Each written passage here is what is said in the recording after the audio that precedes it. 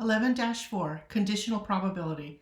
To find conditional probability, to use tables and tree diagrams to determine conditional probability. Essential understanding. Conditional probability exists when two events are dependent. We write the conditional probability of event B given that event A occurs in this notation.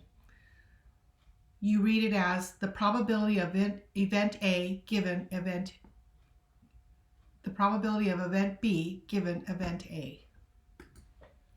Let's take a look at a table to help us find conditional probability.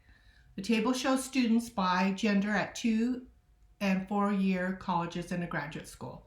You pick a student at random. What is the probability that you pick a female given they're in graduate school? So the graduate school is the population which we're choosing from, graduate school. Now the graduate schools, these are the number in thousands, So when we add these two numbers together, it'll be in the thousands, it'll be this, but we can just write those numbers. Now, given a female, that's the favorable, that'll be this number, and that goes in the numerator. So favorable given you're in graduate school. And then this will be the probability.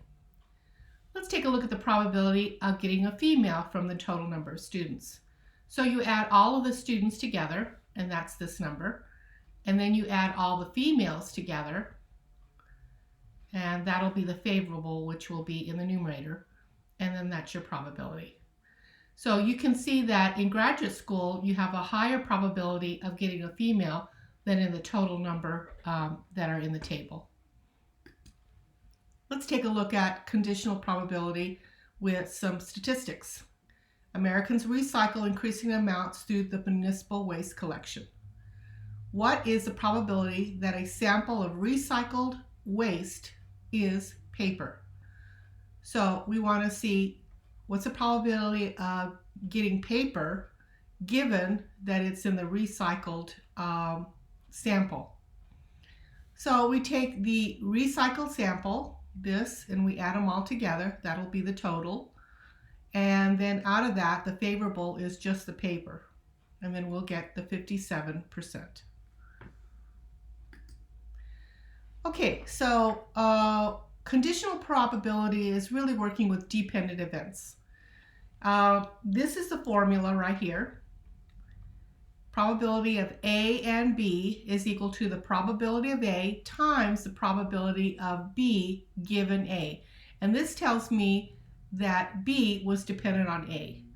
Now let's compare it to independent events from a prior lesson.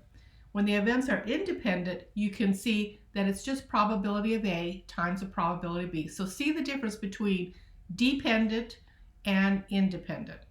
Now this formula right here is just this formula in an altered form. In other words, it's where this is isolated. So we divide both sides by probability of A, and these two formulas are exactly the same. All right, let's take a look at a problem here. Again, it's a table, and we'd like to find the probability that a customer pays the bill online given that the customer is male. So this is going to be online. What we want to do is figure out what's the probability when you're online given that you're a male. Now if we go ahead and use the formula, the numerator will be the probability of male and online. So altogether there are 50 customers, and male and online will be 12. So that's what this number is for. The probability of male is going to be, if you add up all the males on this, that'll be 20. And out of the total, which is 50, that'll be the probability of male. If you use the formula, then you put this in the numerator and the denominator, and you'll have a complex fraction. And to simplify it, we can just multiply top and bottom by 50. And when you do that, the 50s will reduce, and you end up getting 12 over 20, which reduces to 0.6. Let's look at the problem again. You really could have avoided the formula and just used the table to help you see that your total males was 20 and favorable, which is online, is 12, and you could still get the same answer, 3/5. So you can use the formula or you can use the table to find all those samples.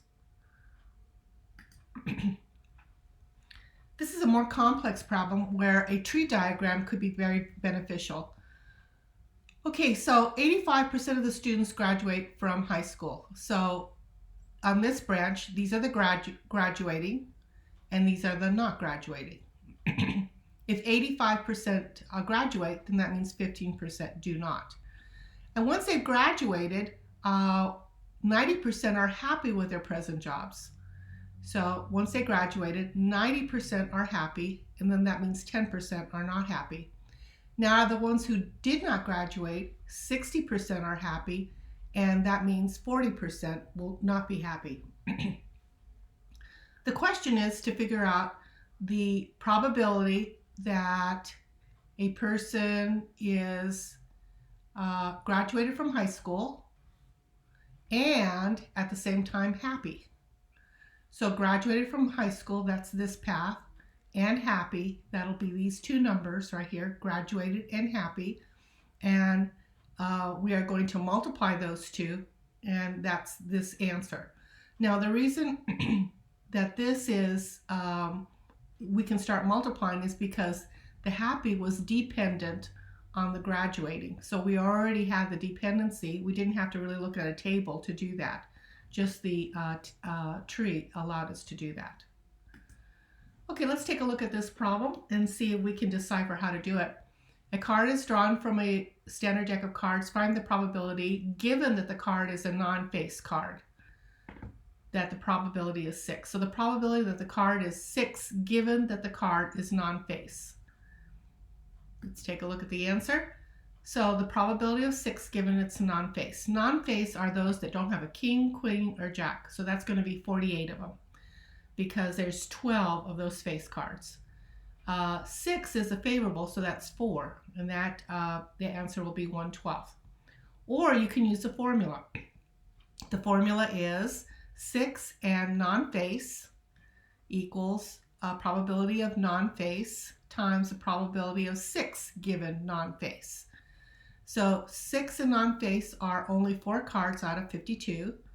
Non-face are 48 out of 52, and we're looking for 6 given non-face, so we're going to divide both sides by the 48 over 52, and we're going to get 1/12 again. So you can work with the conditional probability if you can see what your sets are, or you can use the formula.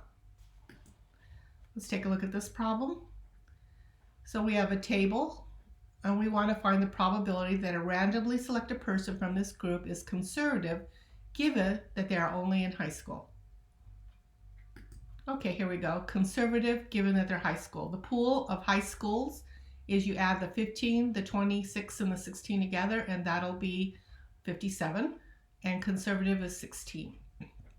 Again, you can use the formula. I'll just let you look at that formula, but we can get the same problem with the formula.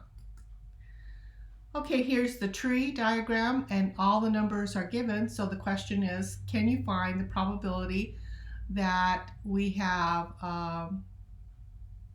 L, which is light snowfall, and that we have the schools closed?